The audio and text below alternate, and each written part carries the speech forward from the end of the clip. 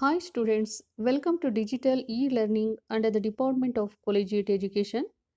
Dear students, this lecture is for 5th SEM BCom. I am taking the subject Accounting for Managerial Decision. Today's topic is Ratio Analysis, Unit 4, Session 44. Students, learning objective of this session is to acquire practical knowledge on various ratios of both income statement and balance sheet. Session outcome is students will be able to know that combined ratios deal with the relationship between items or groups of items contained in both profit and loss account and balance sheet. They generally indicate the operational efficiency of the business. From the following information, prepare balance sheet of X Company Limited. Current ratio 2.5 is to 1, liquid ratio 1.75 is to 1, proprietary ratio 0.8 is to 1, fixed assets bar proprietary funds, working capital 1,20,000 rupees, reserves and surplus 30,000 rupees, sundry debtors and cash are in the ratio of 3 is to 2, sundry creditors and bills payable are in the ratio 4 is to 1. There was no other current or long term liability. Now let us consider the calculation of current assets. Let the current liabilities be X, then current assets will be 2.x. Working capital equals current assets minus current liabilities. In this problem, working capital is 1,20,000 rupees. Current assets ratio is 2.5. Therefore, 2.5x minus x 1,20,000 rupees equals 1.5x because 2.5x minus x it amounts 1.5x. Therefore 1,20,000 rupees equals 1.5x, so x equals 80,000. Therefore current liabilities equals 80,000 rupees, current assets equals 2 lakh rupees. Number B, calculation of stock. Acid test ratio equals liquid assets minus current liabilities. Current liabilities equals 80,000 rupees. Then liquid assets equals 80,000 rupees into 1.75. Therefore, liquid assets equals 1,40,000 rupees. Stock can easily calculated with the help of the equations such as current assets minus liquid assets. Current assets here is 2 lakh rupees, liquid assets is 1,40,000. Therefore, stock equals 2 lakh rupees minus 1,40,000 rupees. It amounts 60,000 rupees. So, sundry debtors plus cash equals 1,40,000 rupees. Next, number C, calculation of sundry debtors.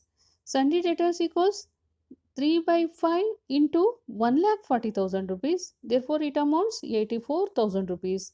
Number D, calculation of cash. Cash equals 2 by 5 into 1,40,000 rupees. Therefore, cash equals 56,000 rupees. Number E, calculation of creditors.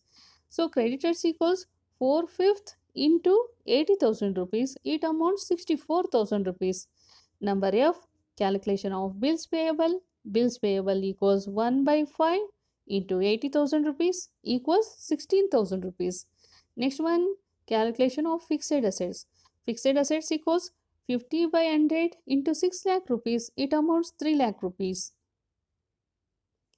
Number H, calculation of proprietor funds and fixed assets. As you know that proprietary ratio equals 0.8 is to 1.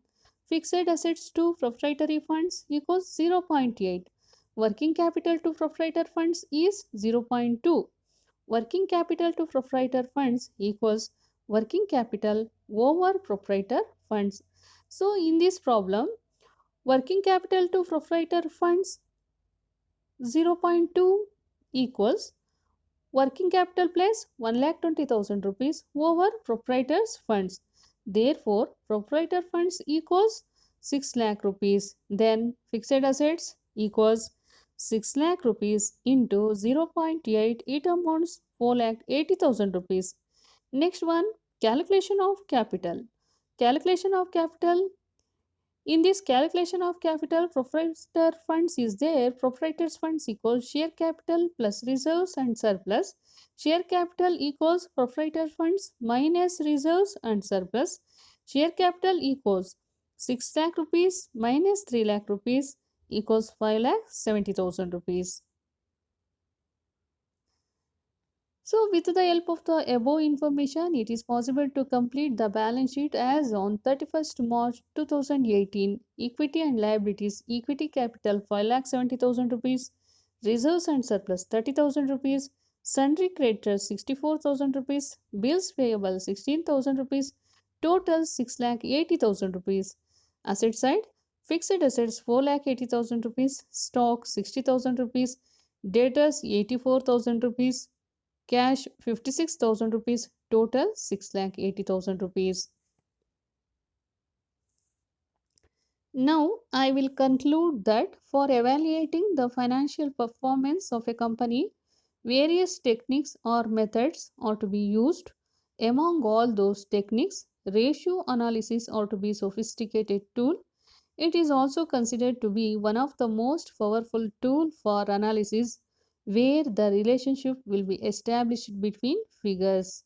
Thank you.